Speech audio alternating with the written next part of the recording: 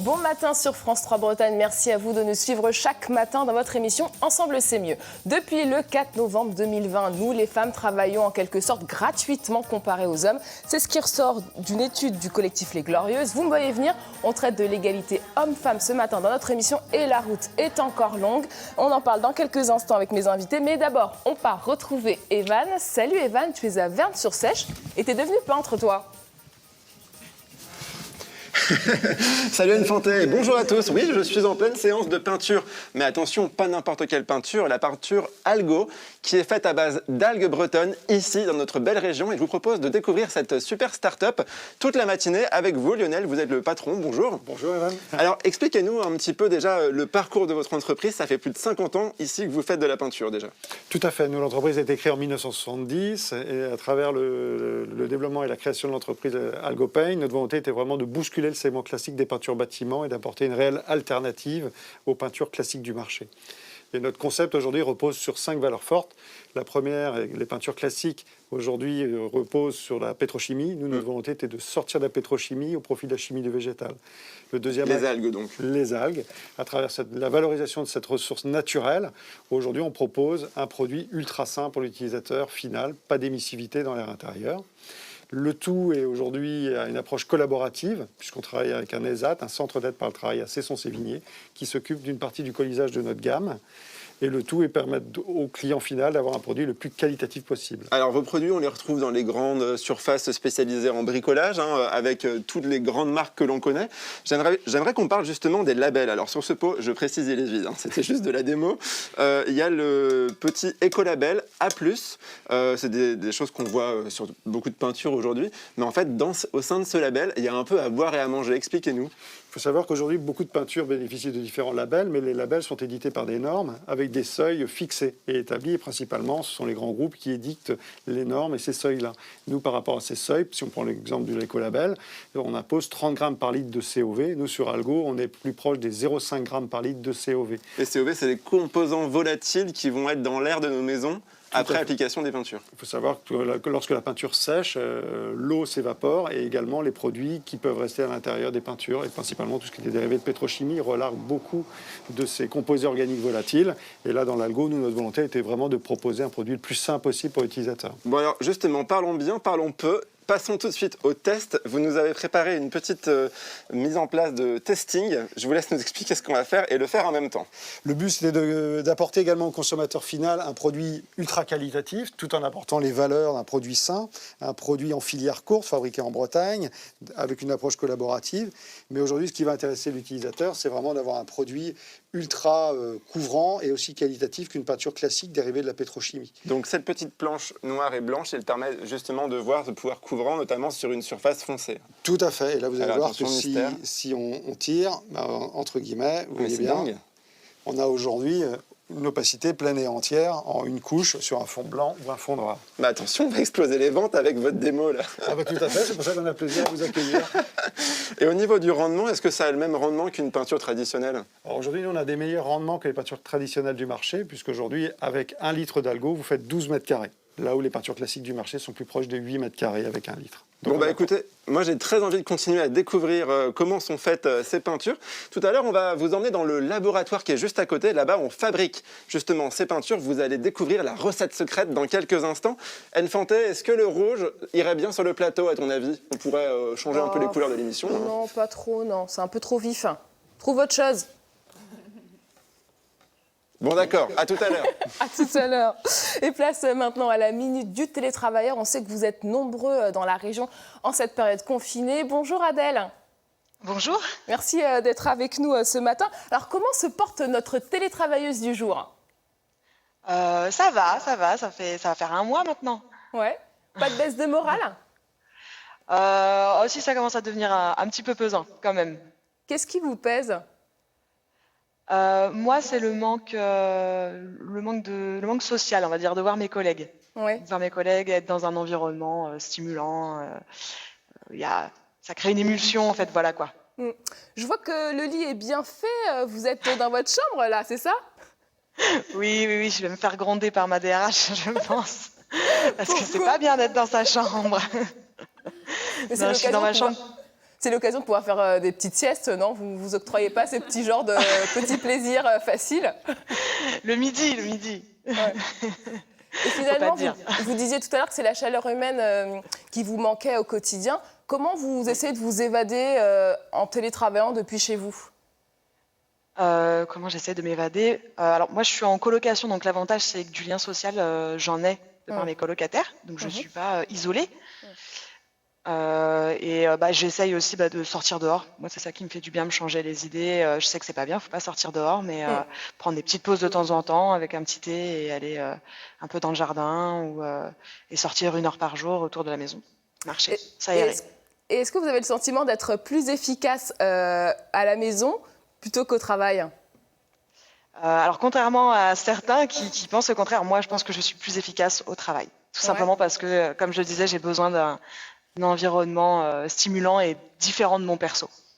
D'accord. Et des petites astuces quand il y a une baisse de morale, qu'est-ce que vous conseillez à nos téléspectateurs qui, eux aussi, comme vous, font du télétravail? Alors moi, ce qui me redonne le moral en général, c'est la nourriture. Donc je pense à ce que je vais manger et à ce que je vais me faire de bon.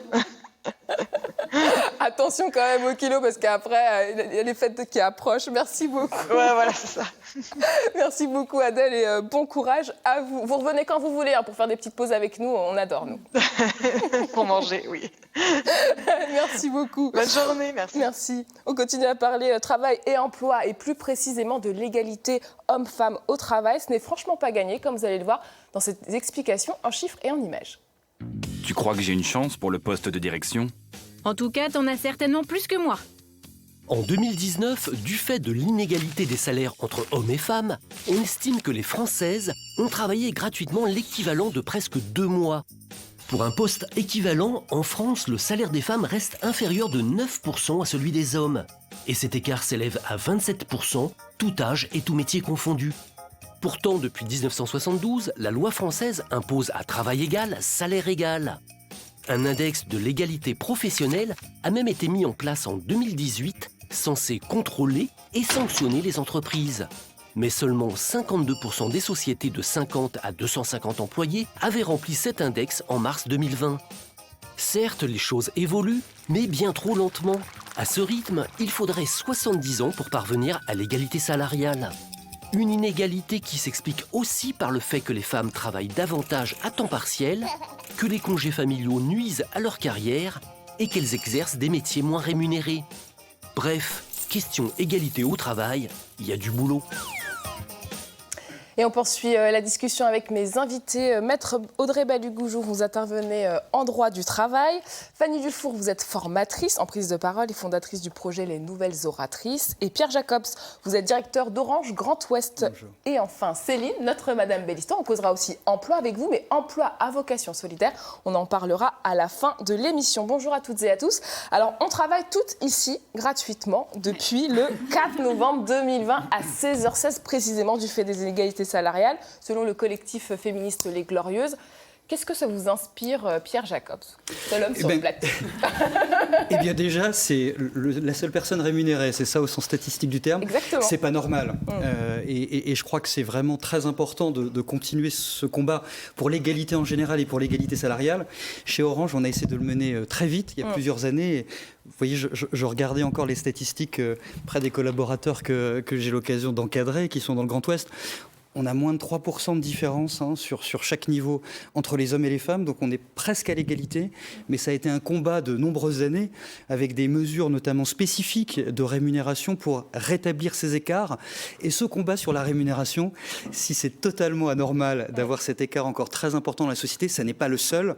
Moi, je continue à mener ce combat en tant qu'homme et avec des femmes aussi et l'ensemble des collaborateurs et des collaboratrices dans l'entreprise, parce que le combat que nous avons à mener aujourd'hui, c'est de dégenrer, j'allais dire, un certain nombre de métiers qui doivent être accessibles autant aux femmes qu'aux hommes. Et puis, c'est aussi accéder aux responsabilités et pas seulement au même niveau de rémunération. Et là, il y a encore beaucoup de travail. C'est injuste, pas normal pour vous, Fanny Dufour, que l'on travaille autant que les hommes, mais qu'on soit moins payé? Tout à fait. Il faut savoir d'ailleurs que les jeunes femmes, lorsqu'elles sortent des études, alors on est plus nombreuses à aller plus loin dans les études, environ 60% des femmes vont jusqu'à un bac plus 3 comparé aux hommes, mais par contre, quand on se retrouve cadre, on est beaucoup moins. Et les femmes sortant d'études demandent des salaires moindres que les hommes. Donc en fait, ça commence dès le départ où on va se sentir moins légitime et peut-être moins confiante. Et donc on va moins oser prendre une place qui nous est de fait normalement attribuée. Alors je rappelle, on évalue à 15% en France l'écart de salaire entre les hommes et les femmes. Justement, Maître Baliou-Goujon, est-ce que dans les tribunaux, vous avez des demandes des femmes qui disent moi, aujourd'hui, j'attaque mon entreprise parce que je veux gagner un salaire équivalent à un poste équivalent comparé à un homme? Mais pas tant que ça. Finalement. Pourtant, les statistiques sont là, mais finalement, il n'y a pas tant de demandes que ça parce que les salariés sont en poste. Donc, elles ne veulent pas être devant un tribunal alors qu'elles sont toujours en poste. Ça peut créer des tensions. Ce qu'on fait en général, c'est qu'on donne des conseils. Donc, on leur dit concrètement, regardez la rémunération de votre collègue, vous avez le droit à la transparence des indications. Vous regardez si vous avez le même diplôme, si vous avez le même poste et vous pouvez aller voir votre employeur et demander une rémunération équivalente. Mais on donne des armes, mais on va peu devant les tribunaux. Ou si on le fait, une fois que le contrat est terminé et qu'il y a eu un licenciement, on peut faire un rattrapage sur 3 ans d'une différence de rémunération qui ne serait pas normale. Et c'est vrai que cette question, elle est quand même très taboue. Alors, vous êtes très bonne élève chez Orange, mais est-ce qu'il ne faudrait pas que dans les entreprises, on puisse avoir des vrai temps de discussion sur ces salaires-là entre hommes et femmes et que cette question ne soit pas un tabou parce qu'on n'en parle qu'à notre DRH. Je parle en tant que chef d'une grande entreprise française. Il faut les initier. Alors, on les a, comme on l'a dit, dans le cadre, par exemple, on a un accord qui couvre le groupe Orange sur l'égalité homme-femme. Mais au-delà de ce dialogue social, il faut qu'on l'ait entre tous les employés, les salariés de l'entreprise. Il y a beaucoup d'initiatives individuelles. Je vais en citer une qui s'appelle Bretzel dans l'Ouest, qui a des femmes et des hommes à créer une association au sein de l'entreprise pour se battre sur des avancées autour de l'égalité salariale. Donc la prise de conscience est très forte. Et je dois dire, elle a peut-être été moins forte dans les générations passées qui ont subi finalement des inégalités. Et je trouve qu'elle est aussi très forte chez nos nouveaux collaborateurs qui arrivent. Et quand je discute avec eux, donc ils arrivent dans l'entreprise, ils ont 20 ans, 25 ans, ils trouveraient totalement anormal que leurs collègues femmes ne soient pas recrutées au même salaire qu'eux. Et donc il y a vraiment une prise de conscience très forte, à la fois que l'égalité est normale, mais plus que ça, et ça c'est un combat que je mène aussi, c'est que l'égalité c'est aussi une source de valeur, de performance dans l'entreprise. Et on ne fait pas l'égalité seulement parce que c'est obligatoire et c'est normal ou c'est moral, mais on le fait parce que la diversité de genre dans l'entreprise, c'est un facteur d'innovation et de performance. Alors, vous, Fanny Dufour, vous avez créé à Rennes un cycle de formation destiné aux femmes pour réveiller les oratrices qui sommeillent en elles. Alors, vous êtes partie de quel constat d'abord? Et après, vous nous expliquerez en quoi consiste cette formation. Je suis partie du constat que, en fait, on est face à un cercle vicieux et j'avais envie de le transformer en cercle vertueux. C'est-à-dire que les femmes sont peu présentes dans les médias, peu présentes dans les places hautes, dans les hiérarchies des entreprises, peu présentes nulle part dès qu'on parle de visibilité. Donc moi, l'objectif... Et donc, si on se voit moins, on ose moins, on se dit que c'est peut-être pas à nous de le faire, etc. Donc l'idée, c'était de casser ça et de se dire, formons-nous déjà à prendre la place en public, à prendre la parole en public, à savoir s'exprimer, à prendre confiance en soi. Et donc, j'ai créé ces formations, ces cycles de formation dédiés aux femmes, puisque entre femmes, on avance un peu plus vite. Ouais. Céline, est-ce que vous, dans votre expérience professionnelle, vous avez eu le sentiment parfois aussi, comme dit Fanny, de revoir un peu à la baisse vos ambitions parce que, en tant que femme, finalement, on s'auto-censure aussi? Oui, je pense avoir eu ce ressenti de ne pas me sentir légitime de demander tel ou tel salaire. Et l'ensemble de mes managers étaient des hommes. Ça se passait bien avec eux, mais il y a une certaine posture, quelque chose qui fait qu'on ose moins. Ok. Alors depuis le 1er mars 2020, Maître, toutes les entreprises de plus de 50 salariés doivent publier un index de l'égalité homme-femme. En quoi ça consiste? Qu'est-ce que c'est? Alors, c'est une loi qui est intervenue après plein d'autres qui n'étaient pas du tout contraignantes et qui ont eu peu d'effets. Donc, depuis 72, on dit égalité hommes-femmes dans les salaires, mais on voit que ce n'est pas le cas. Donc là, le gouvernement a tapé plus fort avec des sanctions. Donc, les entreprises, même des pas très grosses, plus de 50 salariés, ont l'obligation d'indiquer sur un index qui va de 1 à 100 comment ils se situent par rapport donc à l'égalité des rémunérations, mais aussi aux augmentations, mais aussi la promotion, parce qu'il y a peu de femmes en responsabilité. S'ils ne publient pas cet index, ils ont une sanction qui est 1% de la masse salariale. Alors, on peut se dire 1%, c'est pas beaucoup. Si, en réalité, c'est beaucoup, c'est une sanction forte. En plus, ils publient sur Internet, donc tout le monde a accès à ces données-là. Il y a aussi ce qu'on appelle la marque employeur, qui a un impact très fort aujourd'hui dans le recrutement. Donc, il y a un effet, et je pense qu'on va pouvoir aussi s'en servir, nous, en contentieux. C'est-à-dire que parfois, on manque d'informations sur ce qui se passe en interne. Là, si une femme veut demander une revalorisation de son salaire, on va pouvoir dire, vous voyez, l'index est mauvais, ou pire, l'entreprise n'a pas publié son index, donc on aura une présomption qui ira en la faveur de la salariée. Et justement, est-ce que les mauvais élèves peuvent être fonctionnés? Est-ce que ça a déjà été le cas? Alors, il y a eu une société qui a été sanctionnée et le ministre est intervenu justement en octobre, comme quoi c'est un sujet important au-delà de la Covid. Et oui, il y a une société qui a été sanctionnée, qui a eu les 1% de sanctions. Alors, beaucoup de gens aussi critiquent un peu cet index. Pourquoi? Quelles sont les limites de cet instrument? Parce que qui va vérifier que cet index est véridique?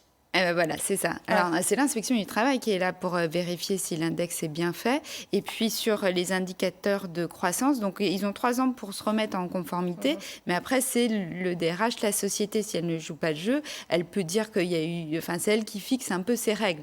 Donc, à l'inspection du travail aussi de prendre son rôle et de vérifier qu'au concret, l'égalité est bien présente dans l'entreprise. Alors, on parlait beaucoup aussi de la place et des postes occupés par les femmes. On en est où sur cette question-là chez Orange? Alors, je pense qu'il y a encore du travail à faire, mais moi, j'ai remplacé une femme. Donc, il y avait une femme qui avait ma responsabilité avant. Peut-être que je serai aussi remplacé par une femme. Et ma responsable, qui est la directrice générale d'Orange France, est une femme aussi. Donc, c'est juste pour donner aussi de l'espoir et de se dire chez nous, et puis j'espère partout ailleurs, quand on est une femme, on peut avoir des responsabilités. Il n'en reste pas moins qu'on a dû mener des initiatives en interne. On a par exemple une qui s'appelle Parcours au féminin, qui permet d'accompagner, de préparer, de donner envie en fait, et confiance aux femmes pour prendre des responsabilités de manager. Parce que, en proportion, on a beaucoup moins de femmes managers que de femmes dans l'entreprise, c'est-à-dire que la plupart des responsabilités de managers, des fois de premier niveau, comme des postes aux responsabilités au comité exécutif, font rêver beaucoup d'hommes, sont les ambitions des hommes, et les femmes, j'allais dire, parfois conscientes des choses qu'elles ont encore à apprendre, etc., manquant de confiance en elles, et ayant pour le coup, souvent beaucoup de qualités, ont besoin d'être préparées aussi. Et donc ça, c'est très important aussi, au-delà de se dire, c'est aussi pour les femmes. Je pense que c'est pas seulement de le décréter, mais d'amener à les accompagner, et puis aussi d'avoir, pour toutes les jeunes femmes et les femmes dans l'entreprise, des modèles quelque part. Se dire que si des femmes sont aux responsabilités, moi aussi, je peux être aux responsabilités. Et donc ça, c'est vraiment, j'allais dire, c'est installé dans la culture parfois des entreprises, puis parfois même dans la société, dans les familles, dans le monde pédagogique, où on n'a pas les mêmes... forcément les mêmes parcours en tête, les mêmes possibilités, il faut s'occuper de la famille, il y a des choses quand même très ancrées dans la société, très inégalitaires. Il faut lever ces tabous et ces préjugés, et l'entreprise a un rôle bien sûr majeur à jouer pour montrer l'exemple. Justement, Fanny Dufour, comment vous levez ces tabous et ces préjugés? Comment vous faites en sorte que ces femmes-là, elles repartent gagnantes, entre guillemets, et sûres d'elles? On en parle déjà beaucoup, donc ce sont des espaces dans lesquels on va pouvoir s'affranchir de tout ce qu'on a pu intérioriser en se disant il faut être comme ci, il faut être comme ça. Donc on parle des complexes qu'on peut avoir, on parle des difficultés et puis aussi surtout des forces qu'on peut avoir. Parce que, comme vous le disiez, Pierre, c'est vrai qu'il y a une vraie intelligence collective, il y a une vraie intelligence émotionnelle. Et on n'est pas... on cherche l'égalité, mais on est différent entre hommes et femmes. Et je pense que les femmes ont peut-être une nature plus dans la construction, plus dans la convivialité. Et c'est vrai que tout ça, on l'a à apporter dans les entreprises. Et ça, c'est des forces sur lesquelles on peut s'appuyer et sur lesquelles donc, on discute, nous, dans nos cercles, pour reprendre confiance. Et puis s'entraîner, parce que plus on s'entraîne, en tout cas sur la prise de parole en public, en réunion, en séminaire, en entretien, en rendez-vous client, plus on gagne en confiance. Et il y a aussi ce sur quoi on joue, c'est la sororité, donc la fraternité. Justement, expliquez-nous ce que c'est la sororité et en quoi c'est une force aujourd'hui, selon vous. C'est une vraie force, donc c'est la fraternité, la solidarité entre femmes. Et ça, on le retrouve dans beaucoup d'entreprises, et notamment, alors c'est autour d'Obama que les femmes avaient mis ça en place. Lorsqu'une femme parle, pour éviter qu'un homme lui coupe la parole, ou pour éviter qu'un homme lui prenne son idée, vienne réexpliquer, eh bien... Hop, une femme parle, une autre et une deuxième vont lui dire, eh bien voilà, comme le disait Céline, pour redonner cette force aux femmes. Et en fait, il faut qu'on s'entraide entre nous pour pouvoir se dire, voilà, on partage tout entre nous, quelque chose, cette féminité, et aidons-nous les unes les autres. Et les hommes aussi, qui puissent en prendre confiance, qu'il y en a beaucoup qui nous aident, mais peut-être qui ne se rendent pas compte des difficultés qu'on peut avoir et qu'on peut se donner nous-mêmes. En fait. La sororité, ça vous parle, Pierre Jacobs ? Oui, non, mais parce que je pense que c'est pas qu'un combat des femmes, comme j'ai dit, c'est aussi un combat des hommes. Et je pense que ces choses-là, elles sont tout à fait indispensables. Je le vois très naturellement dans les prises de parole en réunion. Je pense qu'une femme a envie de prendre la parole quand elle est certaine de son expertise et de la plus-value de son intervention. Un homme existe souvent par la parole et peut intervenir sur des sujets qu'il maîtrise beaucoup moins bien. Et donc ça, c'est une forme d'inégalité dans la prise de parole, et donc de temps de parole. Et ça peut se corriger et ça peut amener beaucoup de pertinence au-delà de la sororité. Je le dis, l'égalité, c'est beaucoup de valeur dans l'entreprise parce que ça amène à être plus intelligent collectivement. Et ça, c'est vraiment essentiel pour tous les collectifs, les entreprises et tous les collectifs de travail. Et ça, j'y crois vraiment beaucoup. Juste, il nous reste quelques secondes. Il nous reste des dizaines et des dizaines d'années avant d'arriver à une égalité, disons, parfaite. Des raisons de rester optimiste, Maître Balup-Goujon ? Ah oui, on voit quand même une évolution importante et une envie. Moi, ce que je remarque, c'est les hommes comme vous, Pierre, qui sont moteurs aussi. On ne se sent pas seul avec notre combat. On a une volonté commune, c'est sûr, d'arriver à cette égalité. Volonté commune, ce sera le mot de conclusion de notre dossier du jour. Merci à tous les trois, tous les quatre, de nous avoir apporté votre éclairage. Mais restez avec nous. On file retrouver Evan. Evan qui est à Vernes-sur-Sèche. Il nous parle d'une innovation 100% bretonne, une peinture à base d'algues. Exactement, Anne Fantet, je suis dans le labo de cette start-up Algo dont on vous parle depuis tout à l'heure. C'est quand même dingue d'imaginer que dans ce pot de peinture, eh bien, il y a des algues. Ah, je me suis pris dans le nez, c'est pas grave. Lionel, expliquez-nous quels sont les atouts des algues pour la peinture. Déjà, l'algue, tout le monde la connaît, elle pousse le long du littoral breton. Oui. De la côte à l'usine, il y a moins de 100 km. Donc aujourd'hui, nous, l'intérêt du concept Algo était vraiment de travailler en filière courte et de valoriser une ressource naturelle et locale. Et les algues sont aujourd'hui une mine d'or pour nous, puisque quelque part, c'est un revêtement qui nous permet d'apporter des propriétés exceptionnelles à la peinture. Alors là, on voit les algues que vous choisissez, c'est vraiment toujours la même variété, la même espèce. Aujourd'hui, dans la gamme Algo, on privilégie 4 typologies d'algues, dont principalement les algues brunes. Il faut savoir que les algues brunes se présentent, donc sont récoltées en mer, de mai à octobre, sont principalement utilisées pour l'agroalimentaire et la cosmétique. Et suite au travail de séchage et de distillation de l'algue, on récupère, nous, une poudre blanche qui aujourd'hui est le squelette de l'algue et qui nous permet aujourd'hui d'apporter l'opacité et la durabilité au revêtement. Donc ça, en réalité, c'est un coproduit de l'algue. Tout à fait, c'est un déchet, on pourrait dire, que l'on valorise dans nos peintures. Et alors, qu'est-ce qu'on trouve d'autre? C'est quoi un peu les ingrédients principaux d'une bonne peinture à base d'algues? Alors ça, c'est une matière première déjà essentielle, puisqu'elle va nous apporter la blancheur et également l'opacité et la durabilité. Et le tout est greffé à une résine végétale biosourcée qui nous permet de nous affranchir complètement de la pétrochimie. Et là, si je vous fais sentir... Ah non, ça sent rien. Eh ben, tout à fait. Donc pas d'odeur, pas d'émissivité, ce qu'on disait tout à l'heure, avec des composés organiques volatiles.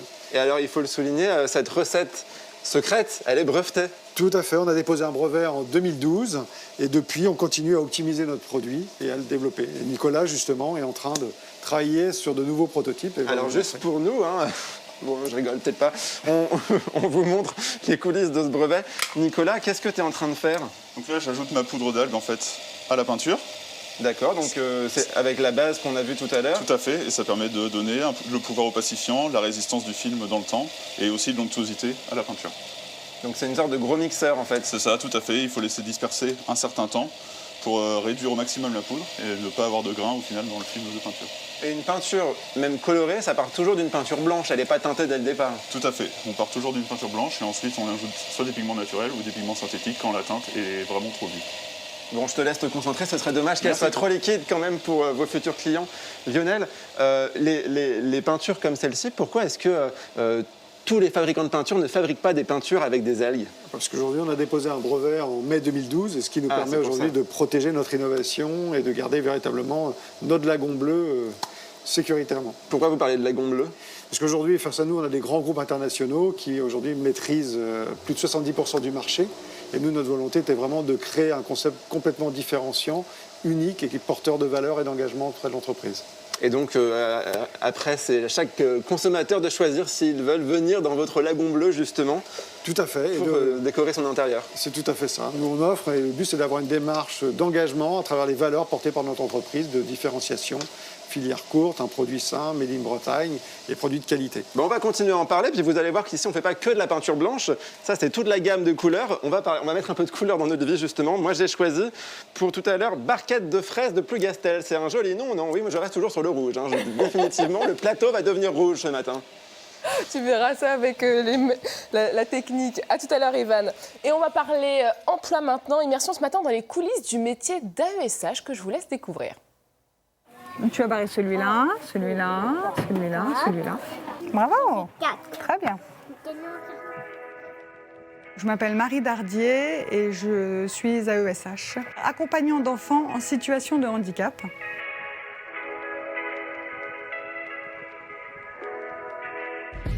Ça consiste à accompagner l'élève dans le milieu scolaire, l'accompagner dans différentes tâches, être là quand ils en ont besoin. Tu veux prendre ça? Tout ça? Oula. On me dit, bah voilà, à la rentrée, il y a tel enfant qui aura besoin d'une AESH, donc tu te partageras entre tel et tel enfant, voilà. La maîtresse, elle a ses 29 autres élèves, donc moi je suis là pour un élève. Le but, c'est qu'il ne se retrouve pas en difficulté à l'école pour faire son travail. J'aime l'idée de savoir que je suis utile à quelqu'un. C'est vrai que c'est pas évident d'arriver dans une école avec une petite difficulté en plus et quand même de mettre autant de courage pour suivre comme ils peuvent. Je les trouve vraiment très courageux, quoi. Attention, regarde. Oh là là, le nœud. Oh, ça fait un nœud, ça. Doucement. On sent quand l'enfant en a un petit peu marre. Je sais que c'est pas forcément très agréable d'avoir quelqu'un tout le temps à côté, quoi. Il a besoin d'être un enfant comme tout le monde dans la classe avec ses copains. On a déjà une maman à la maison, on n'a pas besoin d'en avoir une à l'école, quoi. Tu veux te mettre là? Tu veux faire quel atelier, Félix? Si l'enfant, si je le vois arriver, que je le sens déjà tendu dès le matin, je vais lui poser quand même des questions pour savoir ce qui s'est passé, pour le détendre un petit peu, parce que de parler, ça fait du bien parfois. C'est vraiment une relation de confiance, je pense, avant tout. Bah viens, on prend ça, on prend tout. Très bien. Au fil des années, on voit les progrès, quoi. C'est génial. C'est super et c'est là qu'on se dit, bah, on est utile.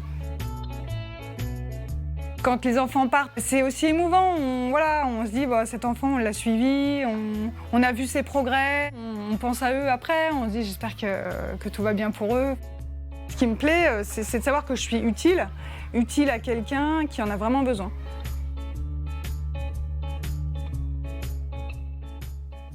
C'était donc le portrait de Marie, AESH. Pour en savoir plus sur cette profession et ses débouchés, Virginie Corral nous a rejoint. Bonjour Virginie. Bonjour à vous, bonjour à tous. Alors vous êtes conseillère Pôle emploi à Quimperlé. Alors l'AESH accompagne un enfant qui présente soit un handicap, soit des troubles de santé. Présentez-nous ces trois grandes missions. Alors la première mission va être la socialisation en fait de l'enfant ou de l'adolescent dans en fait les actes de la vie quotidienne. Ça va être aussi de favoriser sa mobilité par rapport au confort et par rapport à la sécurisation qu'il y a besoin aussi dans des déplacements ou dans des activités particulières. Alors quelles sont les formations Oui, je vous ai coupé, je vous en prie. Donc il va aussi sécuriser le jeune par l'écoute aussi. Il va aussi sécuriser son apprentissage simplement en faisant le lien aussi entre l'apprenant, donc l'enfant, l'élève, et les parents et toute l'équipe en fait scolaire. Et quelles sont les formations qui existent pour exercer ce métier ? Alors, il y a un diplôme d'État, en fait, qui s'appelle donc le DAES, qui est un diplôme d'État d'accompagnement éducatif et social, avec une option inclusion. Et donc ça, c'est pour la partie formation. Après, les personnes qui ont au minimum 2 ans d'expérience dans ce domaine, dans l'accompagnement social de personnes en handicap, dans l'inclusion, peuvent se passer de ce diplôme. Alors c'est un métier de contact qui demande quand même quelques qualités humaines requises. Tout à fait. L'écoute, la patience, l'empathie, le sens du relationnel, aimer travailler avec un public jeune, enfant, adolescent, et le travail en équipe aussi. Combien de postes y a-t-il à pourvoir sur le territoire breton ? Sur le territoire breton, en fait, on a, pour vous donner une idée au niveau des postes, on a 61 formations actuelles sur ce type de poste. Donc ça nous permet effectivement d'avoir une visibilité sur le territoire. Et à combien est estimé le salaire dans la profession ? Alors, Au maximum, en fait, à temps complet, une personne à ESH aura un salaire de 1 700 € brut. Maximum. Merci beaucoup Virginie pour toutes ces infos. À bientôt. Merci. Bonne journée à vous. Allez, encore un dernier petit conseil emploi. Faut-il accepter de baisser ses prétentions salariales si vous êtes à la recherche d'un emploi à plus de 50 ans ? La réponse tout de suite avec Arthur Perticose. Bonjour à toutes et à tous. Pour vous, mes conseils de chef d'entreprise. Senior, faut-il baisser vos prétentions salariales ? Avec votre expérience, une proposition en dessous de vos prétentions, c'est dur à avaler. Mais préférez-vous retrouver votre ancien salaire et un poste ronronnant, ou gagner moins, mais avec des perspectives d'évolution motivantes ? Si vous changez de région, la grille de salaire peut varier. Mais la vie y est peut-être moins chère aussi. Enfin, le salaire, ce n'est pas tout. En contrepartie, vous pouvez négocier des horaires aménagés, du télétravail ou d'autres avantages. Alors, pas question de vous brader. Mais avant de refuser, demandez-vous. Est-ce que l'épanouissement professionnel ou personnel vaut l'effort sur le salaire ? Une chose est sûre, c'est à chacun d'en décider en fonction de son ressenti. Alors faites-vous confiance, tout le monde a sa chance. Et quand l'emploi des vertus solidaires, on dit oui à Ensemble c'est mieux, et c'est l'objet de notre belle histoire du jour, Céline. Oui, la belle histoire pour un beau projet fondé par 2 femmes, Clémentine et Élodie, qui sera d'ailleurs avec nous aujourd'hui. Elles se sont réunies sur un projet commun. C'est un premier restaurant solidaire à Rennes qui favorise au travers de la cuisine l'intégration sociale et professionnelle des réfugiés. Et justement, Élodie est avec nous. Bonjour Élodie. Bonjour Élodie. Bonjour. Merci d'être avec nous. Donc, You Me Délices du Monde. Concrètement, quelles sont les actions que vous menez pour l'intégration professionnelle des personnes réfugiées ? Alors, notre objectif au sein de You Me, c'est de créer un restaurant d'insertion, d'embaucher des personnes réfugiées et de leur apporter une première expérience professionnelle en cuisine. Donc, les former au métier de commis de cuisine, leur apporter vraiment tous les prérequis nécessaires pour ensuite trouver un emploi dans un autre restaurant à Rennes. C'est une forme de tremplin, finalement. C'est une première expérience pour optimiser les chances qu'ils puissent continuer dans cette direction-là. Est-ce que vous pouvez nous faire saliver un petit peu lors de midi approche ? Quel genre de repas, de plats typiques est-ce que l'on peut déguster et d'où viennent-ils ? Alors, dernièrement, on a découvert avec Ataoula, un jeune homme afghan, le kabouli. Kabouli Palau, c'est un plat sucré-salé à base de poulet, des cuisses de poulet cuites avec plein d'épices, plein de saveurs et du riz pilaf et accompagné de carottes et raisins secs. C'est vraiment délicieux. Et puis avec Iyam et Adil, 2 jeunes femmes syriennes, on a découvert plein de délicieuses pâtisseries syriennes, donc notamment la taïef. Et en Bretagne, on connaît les crêpes, mais là, c'est des mini-crêpes qui sont farcies de mascarpone et fleurs d'oranger avec des pistaches. C'est vraiment un régal. On voyage ça a l'air au travers des appétissant. Et tout ça, plat dessert pour 12 €, ce qui est relativement accessible. Votre accompagnement ne se limite pas à une intégration professionnelle. Il y a aussi toute une notion sociale pour que les réfugiés, c'est une rencontre, c'est du partage, mais il y a d'autres actions que vous menez. Est-ce que vous voulez bien nous en parler ? Oui, effectivement, on souhaite vraiment apporter un accompagnement global. Donc, il y a ce qu'on va transmettre en cuisine, mais Clémentine, à côté, effectue un accompagnement socio-professionnel. Donc, c'est aiguiller les salariés vers les structures sociales qui existent à Rennes. Donc, pour tout ce qui est recherche d'un emploi pérenne, du coup, après le passage chez Yumi, la recherche d'un logement, le parcours de santé aussi, s'il y a des difficultés, tout ce qui est administratif, parce qu'en France, c'est pas simple. Donc voilà, c'est les accompagner aussi dans tout ça. Les diriger vers des cours de français si besoin. Excusez-moi, je vous ai coupé. Petite question, Élodie. Comment vous est venue l'idée? Quel a été le déclic pour lancer un tel projet? Alors, l'idée est venue de Clémentine, donc, qui est coporteuse du projet avec moi. Elle est travailleuse sociale depuis plus de 10 ans et donc elle a beaucoup travaillé avec des personnes réfugiées. Et elle a pu observer que ces personnes avaient une vraie envie de travailler et de s'intégrer, mais qu'elles avaient beaucoup de difficultés, dues à la langue, dues à un parcours d'exil, dues à plein de choses. Et en même temps, à tous ces rendez-vous, les personnes lui apportaient souvent à manger. Elle a remarqué que les personnes avaient envie de partager leur culture et leur savoir-faire par la cuisine. Donc l'idée lui est venue de là. Et donc elle m'en a parlé. Elle avait envie de créer un projet solidaire autour de la cuisine pour favoriser l'intégration des personnes réfugiées. Et moi, de mon côté, j'étais graphiste de formation et c'est les voyages qui m'ont amenée à ma reconversion professionnelle en cuisine. C'est vraiment l'échange, le partage. La cuisine, c'est un vecteur fort de nouer d'échanges. Et donc, c'est un peu nos parcours respectifs qui se sont retrouvés sur ce projet. Et là, aujourd'hui, votre objectif est d'avoir un local, un restaurant, pour pouvoir formaliser, concrétiser vraiment tout ça. Peut-être qu'on peut lancer un appel aux éventuels bailleurs. Qu'est-ce que vous recherchez exactement? Oui, on est en recherche d'un local donc à Rennes pour vraiment implanter et démarrer notre activité. On recherche une superficie d'environ 150 mètres carrés pour avoir un espace suffisant en cuisine confortable pour transmettre, pour apprendre. Et puis à côté, une salle de restaurant pour accueillir pour faire une soixantaine de couverts par jour. On aimerait bien s'implanter dans une zone plutôt zone d'activité, zone de bureau, avec une forte concentration d'actifs et où il y a finalement peu d'offres de restauration le midi. Notre étude de marché a notamment révélé la zone des Longchamps, la zone Henri-Fréville ou la zone Courrouze qui est aussi en fort développement. Et voilà. L'appel est lancé. En tout cas, en ce moment, vous n'avez pas le local, mais vous ne restez pas sans rien faire. Il y a des expérimentations, des acteurs locaux qui vous accompagnent et vous proposez de la vente à emporter. Donc, à partir de mercredi jusqu'à vendredi, si je ne dis pas de bêtises. Et il suffit de vous suivre sur votre page Facebook. Et j'invite nos téléspectateurs à vous suivre pour pouvoir passer commande et déguster de bons plats. Merci, Élodie. Tout le monde sur Yumi. Merci beaucoup, Élodie. Merci, Céline, de nous avoir présenté cette initiative. Une autre idée solidaire à présent. Et si vous deveniez écrivain public, voyez la marche à suivre.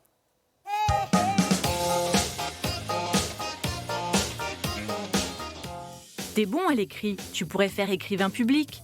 Ah ouais, pourquoi pas? En temps normal, de nombreuses associations et même des organismes officiels, mairies, centres sociaux, etc., recherchent des bénévoles. Contrairement à la légende, on aide plus à l'écriture de courriers administratifs et au remplissage de formulaires que de lettres d'amour. Il est donc préférable de bien savoir maîtriser Internet. Autre qualité requise, l'empathie, la compréhension, la prise de recul et la discrétion. L'écrivain public devient souvent le confident de situations délicates. France, écrivaine publique bénévole, se rappelle d'une situation qui l'a particulièrement émue. C'est l'histoire d'une famille en fait qui venait me voir pour une réservation d'un rendez-vous à la préfecture en vue de changer la carte de séjour et qui de fil en aiguille a été amenée à me parler de ses difficultés en matière de logement.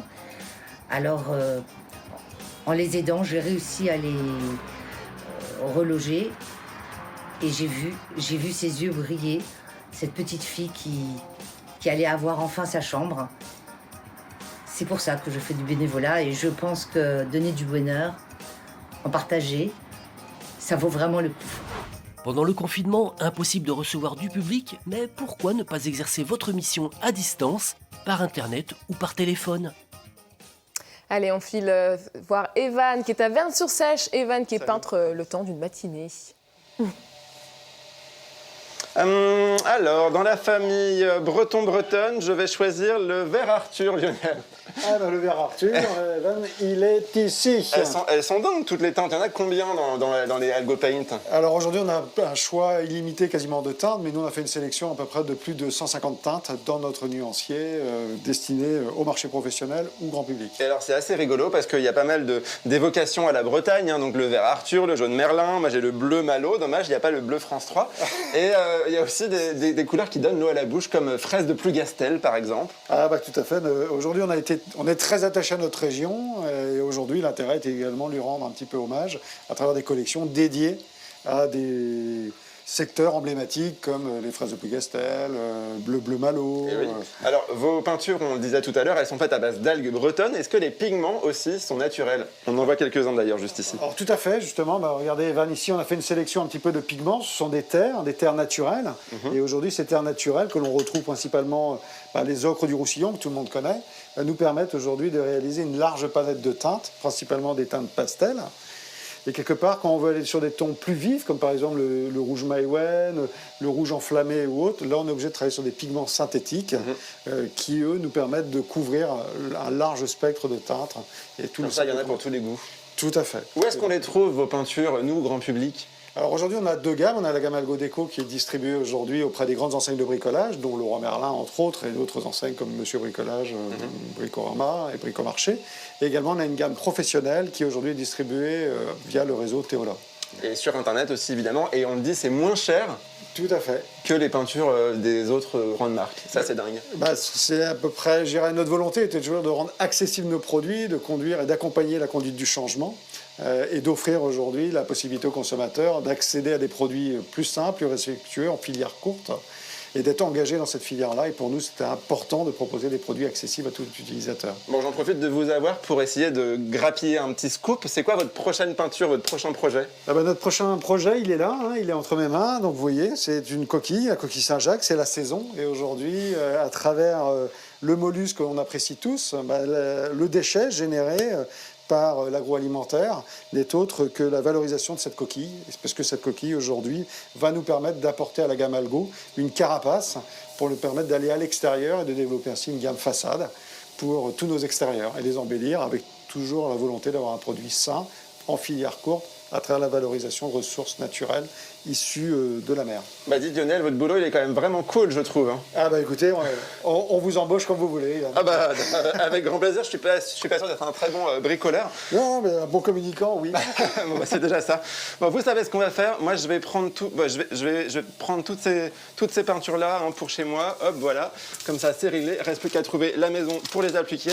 Moi, je vous donne rendez-vous demain. On sera à Saint-Malo pour parler de jeux de société, un tout autre sujet. Ouais. Et peut-être qu'on pourra peindre aussi chez le monsieur chez qui on sera. Tout à fait, avec plaisir. Allez, à demain.